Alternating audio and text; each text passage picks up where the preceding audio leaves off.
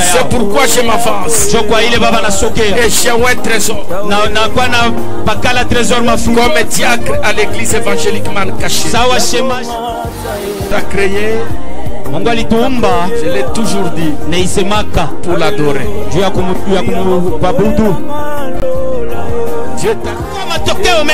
première conséquence.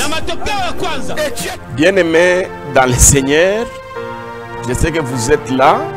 Nous vous aimons. Nous vous bénissons.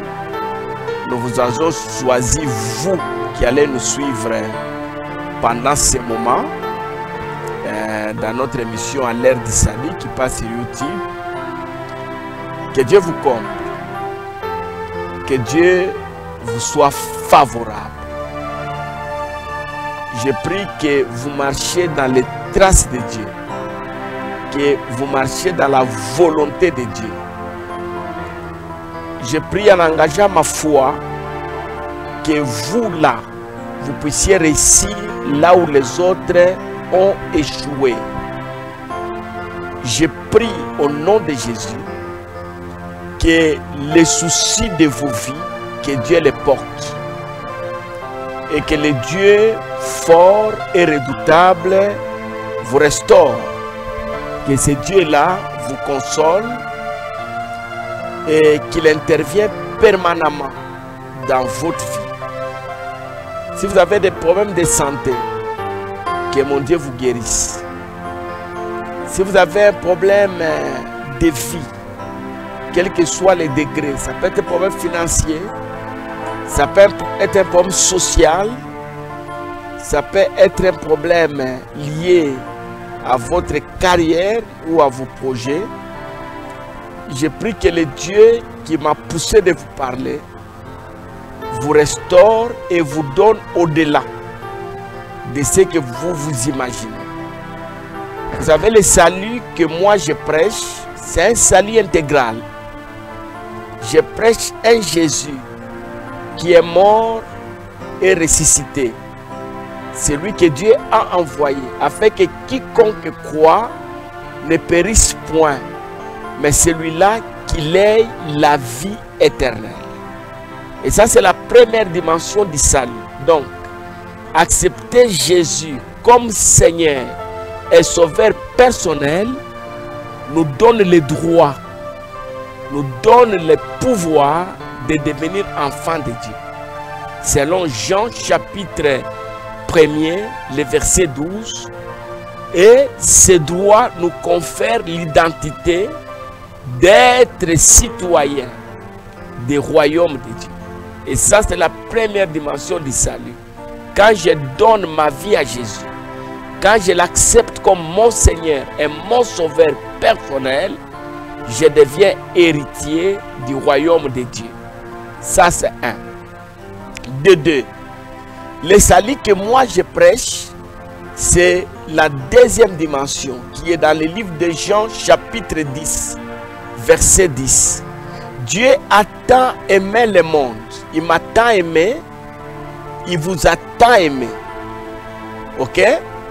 Il a tant aimé. Un amour grand et un amour sincère. Ok? Et il est venu afin que nous ayons la vie. Et que nous soyons dans l'abondance. Ça, c'est la deuxième dimension. Le Fils de Dieu est venu afin que nous ayons la vie. Et que nous soyons dans l'abondance. C'est-à-dire sur cette terre où nous sommes appelés de vivre, de former nos familles, de former des communautés, d'être serviteurs de Dieu, d'être travailleurs quelque part. Dans ce monde où nous sommes appelés de voyager à gauche et à droite, il y a ce qu'on appelle les réalités du monde. Okay? Il y a ce qu'on appelle les combats sociaux, il existe. Il y a ce qu'on appelle les combats spirituels, il est là permanemment. Il y a des maladies qui viennent, par exemple le Covid, la Covid-19. Qui avait entrevu ça? C'est venu dans ce monde où nous, les enfants de Dieu, nous vivons. Par exemple, il y a la crise économique qui vient, qui s'annonce. Il y a l'occultisme, il y a la sorcellerie, il y a la franc-maçonnerie. Il y a toutes ces œuvres de ténèbres qui viennent se déployer dans ce monde où Dieu nous a sélectionnés pour que nous puissions vivre. Avant d'aller dans le royaume de Dieu, nous sommes appelés à vivre dans ce monde. Maintenant, dans ce monde-là, là où le diable règne avec sa structure, Dieu nous donne une vie et une vie en abondance, qui signifie, sur toutes ces réalités du monde-là, Dieu nous donne le pouvoir de vaincre le diable. Voilà la deuxième dimension du salut que je prêche. C'est-à-dire, Dieu me donne le pouvoir sur les esprits, Dieu me donne le pouvoir sur les maladies, Dieu nous donne le pouvoir sur les réalités du monde. Il y a ce qu'on appelle les intempéries, il y a des vagues qui s'élèvent, mais moi en tant qu'enfant de Dieu, Dieu m'a donné le pouvoir. Je me répète, le salut que moi je prêche, c'est un salut intégral. Et ce salut-là, nous l'avons au nom de Jésus. On n'a pas de chimie à faire, on n'a pas de calcul à faire. Il suffit seulement de donner sa vie à Jésus et vous êtes bénéficiaire de ces deux dimensions du salut. La première dimension, c'est la vie éternelle. Jean chapitre 3, verset 16. Dieu a tant aimé le monde, il a donné son Fils afin que quiconque croit ne périsse point, mais qu'il ait la vie éternelle. La deuxième dimension, Jean chapitre 10, verset 10, le Fils de Dieu est venu, ok, afin que nous ayons la vie et que nous soyons dans l'abondance. Mais dans la partie A, la Bible nous rappelle comment le malin vient pour détruire, pour tuer et pour voler. Mais Dieu vient pour empêcher que les malins nous détruisent, que les malins nous tuent et que les malins volent dans nos vies. Voilà le salut que nous prêchons. Un salut intégral. Et j'aime dire ceci. Vous ne serez jamais puissant sur cette terre si vous n'êtes pas encore fort par rapport à votre domaine spirituel. Que Dieu nous bénisse. Si vous ne savez pas dominer les réalités spirituelles, il est très difficile pour vous que vous puissiez émerger physiquement, socialement sur cette terre. Parce que c'est le spirituel qui gère tout. Que Dieu nous bénisse et je prie encore que le Dieu qui m'a appelé soit votre Dieu. Le Dieu de mon alliance soit votre Dieu. Écoutez ce que je vais vous dire. N'oubliez pas de vous abonner. Soyez bénis, vous tous qui vous êtes fait abonner. Donc, abonnez, abonnez, abonnez les amis. Abonnez les membres de vos familles. Papa ne suit pas seul la prédication. Tu peux abonner ta femme, tu peux abonner les enfants. Maman ne suit pas seule. Il faut abonner papa, il faut abonner les enfants. Que Dieu nous bénisse. Nous avons des amis au service. Partageons-les. Hein? Cette prédication, ce message que je vous donne à l'heure du salut, c'est un message de réconfort. C'est un message puissant pour les enfants que Dieu connaît. Que Dieu vous bénisse. N'oubliez pas, n'oubliez pas, n'oubliez pas de faire des commentaires. Commentez nos prédications. N'oubliez pas de mentionner j'aime. Encouragez-nous dans ce sens-là. Que Dieu vous bénisse. Nous, c'est l'apôtre Marcel Momat. L'église, c'est l'église évangélique Man Caché Ministère de Vie. C'est un ministère international. Et petit à petit, nous sommes en train de grandir par la grâce. Notre combat, c'est dominer la chair. Notre combat, c'est disparaître pour que Dieu apparaisse. Que toute la gloire lui revienne. Au nom de Jésus. Avec action de grâce, nous disons Amen. Alors le thème que j'ai choisi est pour vous et pour moi. Ce n'est pas seulement pour vous, je vous rassure que c'est aussi pour moi. La volonté de Dieu est incontournable pour toute personne, tout enfant de Dieu, tout individu qui veut être heureux sur cette terre. En tout cas, il a besoin de la volonté de Dieu. Quelqu'un peut dire Amen? La volonté de Dieu est incontournable. Tu ne peux jamais être heureux si tu te trouves en dehors de la volonté de Dieu. Ici, je parle des enfants de Dieu. Parce qu'il y a des enfants du diable qui recourent à leur maître, qui recourent au marabout. Nous n'avons qu'un seul recours, il s'appelle le Dieu créateur. Alors, si nous voulons être heureux, si nous voulons vivre puissamment, si nous voulons grandir, si nous voulons aller très loin, bien aimé dans le Seigneur, ce que nous devons faire, nous devons recourir à la volonté du Seigneur. Alors, j'ai pris Proverbe chapitre 19, le verset 21. C'est un bon verset, vous pouvez le souligner si vous avez votre Bible. Il y a dans le cœur de l'homme beaucoup de projets. Quelqu'un peut dire amen? Dans le cœur de l'homme, même moi qui te prêche, qui te parle, dans mon cœur, il y a beaucoup de projets. Mais seul le dessein de l'Éternel s'accomplira. Quelqu'un peut dire amen? Dans le cœur de l'homme, il y a beaucoup de projets. Il y a beaucoup de visées. Ok? Tel que vous êtes là, vous avez beaucoup de projets. Vous voulez construire, vous voulez voyager, vous voulez vous marier, vous voulez terminer les études, vous voulez faire le master, vous voulez être homme de Dieu, vous voulez. Donc dans le cœur de l'homme, tel que vous êtes là, il y a beaucoup de projets, il y a beaucoup de choses que vous estimez faire. Et vous vous dites vous-même, si on les fait, on pourra réussir. Quelqu'un peut dire amen? Dans votre cœur, il y a beaucoup de choses, c'est beaucoup de choses. Ceux qui n'ont pas encore le choix de mariage, ils ont un problème de choix.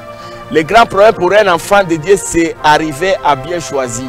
Alors, si vous êtes dans la voie de vous marier, vous vous posez la question, je vais prendre qui? Amen. Et si vous êtes déjà marié et que vous vivez des problèmes dans votre maison, vous vous posez la question, est-ce que réellement la femme ou l'homme que j'ai choisi, c'est l'homme de ma vie? Mais toutes ces choses-là, c'est dans le cœur. Et le proverbe dit, garde ton cœur plus que toute autre chose, car c'est de lui viennent les sources de vie. J'ai toujours dit, lorsque le cœur n'est pas bien géré, lorsque le cœur n'est pas bien gardé, bien aimé dans le Seigneur, c'est la destruction et mentale, et morale, et spirituelle. Quelqu'un peut dire amen? Garde ton cœur. Donc toutes les bonnes choses, c'est dans le cœur où ça se trouve. Mais les mauvaises choses aussi viennent du cœur. La Bible nous dit, n'est-ce pas, que d'où viennent les mauvaises choses, ça vient de votre cœur. Et quelqu'un a dit dans la Bible, c'est de l'abondance du cœur que la bouche parle. La bouche ne peut pas parler des choses qui ne viennent pas du cœur. Vous voulez connaître quelqu'un et analyser des propos qui sortent dans sa bouche, vous allez comprendre ce que la personne est. Alors dans le cœur de l'homme, il y a beaucoup de projets. Beaucoup de projets, hein, pour ceux qui sont en 6e, hein, ils veulent avoir leur diplôme pour s'engager dans les études supérieures. C'est pour la question, qu'est-ce que je vais faire? Je dois faire le droit, je dois faire la médecine, je dois faire l'informatique, hein, est-ce que je peux faire l'armée? Donc je peux me faire politicien. Quand on voit un homme de Dieu prêcher avec onction, moi aussi je peux être prédicateur de la parole comme lui, bien aimé dans le Seigneur. Quand on voit un chef de l'État, on se dit, moi aussi je serai président de la République. Quelqu'un peut se dire, moi aussi je serai gouverneur, je serai maître de la ville, je serai député. Toutes ces choses-là, c'est dans le cœur. Or, notre thème de ce matin, tout dépendra de l'ère à laquelle vous nous suivez. La volonté de Dieu est incontournable. Hein? Est incontournable dans la vie de la personne qui a Dieu, qui va être heureux sur cette terre. Donc si vous avez Dieu, si vous avez accepté Dieu dans votre vie, si vous vivez selon sa parole, si vous vous confiez en lui et que vous voulez être heureux, l'arme la plus efficace, le pilier à laquelle ou auquel il faut s'appuyer, ça s'appelle la volonté de Dieu. Si vous voulez être heureux sans la volonté de Dieu, il est très difficile de vivre heureux sur cette terre. Écoutez ce que la Bible me dit, dans le cœur de l'homme, il y a beaucoup de projets, il y a beaucoup de projets. Finalement, on ne sait même pas, hein, d'où je tire, hein, ces projets-là, hein, d'où je les tire. Dans le cœur de l'homme, il y a beaucoup de projets, mais seule la volonté de Dieu, hein, s'accomplit. Alors, j'aimerais te donner 3 petits conseils pour la prédication d'aujourd'hui. La première, en dehors de Dieu, tu ne réussiras pas. Quelqu'un peut dire amen? En dehors de Dieu, tu ne réussiras pas. Toi, tu es un enfant de Dieu, tu es différent des païens. Toi, tu es enfant de Dieu. Un enfant de Dieu, c'est qui? C'est la personne qui a accepté Jésus dans sa vie comme Seigneur et Sauveur personnel. Il a pris l'engagement de vivre non selon le monde, mais de vivre selon Dieu. Celui-là, c'est un enfant de Dieu. Et un enfant de Dieu ne réussit jamais sans son Père. Et son Père, c'est qui? Son Père, c'est Dieu. Vous voulez réussir dans la vie, il faut Dieu. Souvenez-vous de Pierre, il a travaillé toute la nuit, il était spécialiste des eaux, son travail c'était la pêche. Et je vous dis, quand il jetait les filets, il réussissait toujours son travail. Mais la Bible dit, il y a une fois, lorsqu'il a appris de marcher avec Jésus, il a essayé de jeter les filets. Il a jeté, mais au retour, il n'a rien récupéré. Il était fatigué, découragé. J'aimerais dire à un enfant de Dieu, vous avez un Père fort. Ne vous découragez pas. Ce que vous devez faire, ne quittez pas sa direction. Car sans la volonté de Dieu, il est difficile de réussir dans votre vie. Et Jésus apparaît, il dit à Pierre, mais j'ai travaillé toute la nuit. C'est vrai, tu as travaillé toute la nuit, mais tu as travaillé sans Dieu. Ok? Que Dieu soit loué. C'est vrai, tu as étudié plusieurs années, mais tu as étudié sans Dieu. C'est vrai, tu as prêché beaucoup d'années, mais tu as prêché sans Dieu. Quelqu'un peut dire amen? C'est vrai, tu as fait beaucoup de voyages, de commerce, tu es parti à gauche, à droite. Les résultats n'étaient pas bons parce que tu as effectué tous ces voyages sans Dieu. Et quand Jésus insiste, Pierre lui dit à ta parole. Alléluia. Deuxième des choses que j'aimerais te dire, toi, enfant de Dieu, il faut vivre selon la parole. Je vous l'ai dit la semaine passée, je reviens encore sur ça. Vous voulez réussir dans votre vie, non seulement vous devez compter sur Dieu, mais vous devez faire des choses selon sa parole. Écoutez ce que la Bible nous dit dans le livre de Josué, que ce livre de la loi ne s'éloigne point de ta bouche, mais dites-le jour et nuit, c'est alors que tu réussiras. Et ici, j'aime dire, je le dis souvent, beaucoup des enfants de Dieu aiment prier, mais méditent-moi la parole. Quelqu'un peut dire amen. Le conseil que je te donne maintenant, tu dois avoir beaucoup de temps de méditation de la parole. Parce que la parole de Dieu, c'est une lumière. La parole de Dieu, c'est la lampe. Quand vous prenez le psaume 119, le verset 105, la Bible dit que la parole de Dieu, c'est la lumière. La parole de Dieu, c'est la lampe. C'est-à-dire, c'est lui qui marche selon la parole. Il ne trébuche pas, il ne se heurte pas, il ne tombe pas dans les pièges. Parce que tout est éclairé par la parole. Donc, premièrement, vous voulez réussir à être heureux sur cette terre, vous voulez que vous soyez un témoignage vivant de Dieu pour votre entourage, pour votre famille, pour votre société. N'oubliez pas que vous êtes un enfant de Dieu. Les tempêtes peuvent venir, mais Dieu est là pour venir nous sauver. Ça, c'est un. Deuxièmement, n'oubliez pas, vous voulez vivre heureux en tant qu'enfant de Dieu, vivez selon sa parole, les principes. La parole de Dieu est simple. Faites ce qu'elle vous demande, vous réussirez. Alléluia. Faites ce qu'elle vous demande de faire. Si elle vous demande de pardonner, pardonnez. Si elle vous demande d'aimer, aimez. Si elle vous demande d'abandonner, abandonnez. Si elle vous demande de faire, faites. Voilà les bontés de la parole de Dieu. Donc la parole de Dieu, elle est tellement simple. Il ne faut pas qu'on se complique la vie pour rien. Et Josué dit, ce livre de la loi ne s'éloigne point de ta bouche, médite-le jour et nuit. C'est alors que tu réussiras. Ok? La Bible ne dit pas, prie matin, midi, soir, c'est alors que tu réussiras. Non, médite matin, midi, soir, que le livre de la loi ne s'éloigne point de ta bouche, médite-le jour et nuit, c'est alors que tu auras du succès dans tes entreprises. J'ai compris une chose, que pour avoir le succès dans mon entreprise, je dois vivre selon la parole de Dieu et je dois être attaché à cette parole. Je dois discerner selon la parole. Je dois parler selon la parole. Tout ce que je dois faire selon la parole. Et la troisième des choses, bien aimés dans le Seigneur, il faut toujours avoir l'esprit de discernement. Tout projet qui est dans votre cœur ne vient pas de Dieu. Quelqu'un peut dire amen. Ne pensez pas que parce que ça se trouve dans mon cœur que cela vient de Dieu. Souvent, la volonté de Dieu est toujours différente de la nôtre. Nous, nous aimons ce qui frappe aux yeux, mais Dieu veut ce qui est bien pour nous. Tant que les cieux seront élevés au-dessus de la terre, ainsi les pensées de Dieu seront au-dessus de nos pensées. Alors en tant qu'enfant de Dieu, je dois me battre pour découvrir quelle est la pensée de Dieu pour ma vie, pour ma famille et pour ma maison. Tant que je ne vais pas découvrir ça, il me sera très difficile de vaincre, de triompher sur cette terre. Et dans tout ce qui m'arrive, bien aimé dans le Seigneur, sur cette terre, je dois d'abord chercher à comprendre quelle est la part de Dieu. Et ça peut être mauvais, ça peut être secouant. Ce qui m'arrive là peut être mauvais, peut être secouant, mais je dois me battre pour connaître quelle est la pensée de Dieu pour ma vie. Qu'est-ce que Dieu veut de moi? Voilà la question qu'un enfant de Dieu doit se poser. Qu'est-ce que Dieu veut de moi? Qu'est-ce que Dieu veut pour mon pays? Qu'est-ce que Dieu veut pour mon ministère? Qu'est-ce que Dieu veut pour ma santé? La maladie peut venir, bien aimé dans le Seigneur. La pauvreté peut arriver. Je peux perdre les hommes très chers, les personnes très chères autour de ma vie. Dans mon assemblée, les partenaires peuvent même se retirer. Mais ce qui est important pour moi, que je n'oublie pas, 1, que je suis un enfant de Dieu, 2, que je n'oublie pas de vivre selon la parole, et 3, que je n'oublie jamais de me poser la question de savoir qu'est-ce que Dieu veut de moi. Alors la volonté de Dieu, c'est une arme incontournable pour celui qui veut vivre heureux sur cette terre. Dans votre choix de mariage, cherchez la volonté de Dieu.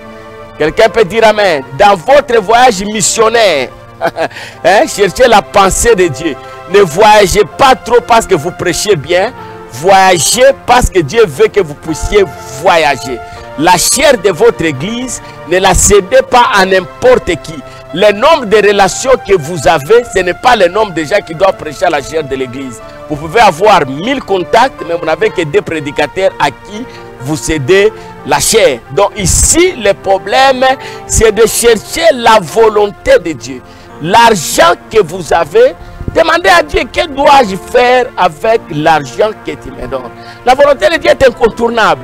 Tu ne peux jamais être heureux, enfant de Dieu, en dehors de sa volonté. C'est pourquoi la Bible dit, quand vous voulez prier, dites que ta volonté soit faite. J'aimerais que dans tout ce que je fais, dans tout ce que je suis appelé à faire, dans tout ce que toi tu es appelé à faire, que seule la volonté de Dieu puisse te guider en tout et pour tout. En dehors de la volonté de Dieu, c'est le grincement des dents. En dehors de la volonté de Dieu, c'est le plaire. C'est le plaire, bien aimé dans le Seigneur. Quelle que soit la décision que tu veux prendre, quel que soit le choix que tu veux opérer, quel que soit le nombre de conseillers que tu as, il faut chercher toujours à comprendre la volonté de Dieu. Car c'est elle qui va nous aider à être heureux sur cette terre. Et il y a une phrase que j'aime toujours prononcer. Pourquoi la volonté de Dieu? Parce qu'elle est parfaite, parce qu'elle est juste, parce qu'elle est bonne pour moi. Voilà. Elle est parfaite, la volonté de Dieu. Elle est juste, elle est bonne pour moi. Même si elle paraît être contraire de ce que moi je veux, mais je dois retenir que la volonté de Dieu, elle est bonne pour moi. Beaucoup de gens sont en train de pleurer aujourd'hui. Beaucoup de gens sont en train de gémir aujourd'hui parce qu'ils s'étaient contournés contre la volonté de Dieu. Ils avaient sauté la volonté de Dieu. Ils n'avaient jamais compris quelle était la volonté de Dieu pour leur vie. Donc la volonté de Dieu, c'est une arme incontournable pour toute personne qui veut vivre heureux sur cette terre. Voilà le message que je vous ai amené aujourd'hui. Vous voulez être heureux, bien-aimé dans le Seigneur. Vous voulez aller loin. Vous voulez être un symbole de la gloire de Dieu pour l'humanité, pour votre famille. Restez dans la volonté de Dieu. Vivez selon sa volonté. Faites des choix par rapport à la volonté de Dieu. Et ce que vous devez retenir, que la volonté de Dieu soit votre guide. Soyez guidés par la volonté de Dieu. Que Dieu vous bénisse. N'oubliez pas de vous abonner. Abonnez-vous et écrivez j'aime. Faites des commentaires par rapport à la prédication. Que Dieu vous bénisse et à la prochaine. Apôtre Marcel Momad. Amen. À partir de 20h30 dans notre émission à l'heure du salut. La première conséquence, et Dieu te bénira. Alléluia. Amina. Quand tu sers Dieu, Dieu veille sur toi. J'ai souffert. J'ai dormi dehors. Je vais avec des notes. J'ai